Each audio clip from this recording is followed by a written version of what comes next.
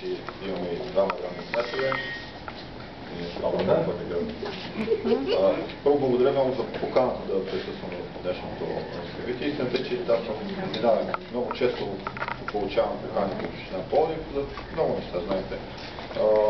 Но като цяло, когато получиш покана за културен курс, тя е малко ненормална. Общо взето нямаме чак толкова много културни институции, които да разкриват нови помещения в Пловдив. И така беше много изненадващо за мен. След това, когато с Веси провери за какво става въпрос, и стана изключително впечатление и казах, там е невероятно, просто трябва да се види това нещо.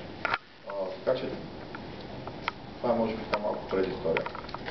Обаче по-голямата предистория е, че Пловдив се развива през тези години и Пловдив стъпи много стабилно на културната карта на България. И това мотивира хора като господин Колев, които вместо да направят поредната кооперация тук, защото аз като гледам бая апартаменти може да се извади от това място, той решава да инвестира в нещо, което ще служи на обществото.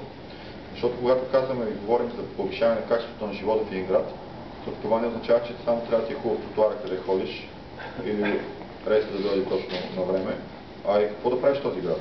Да има добри заведения, да има хубави ресторанти, да има места, в които трябва да бъдат посещават и такива места, в които можеш да прекарваш първо свободно време, второ да израстваш духовно, физически и да се срещаш с самишленици. Това са места, които означават вече повишаване на качеството на живота.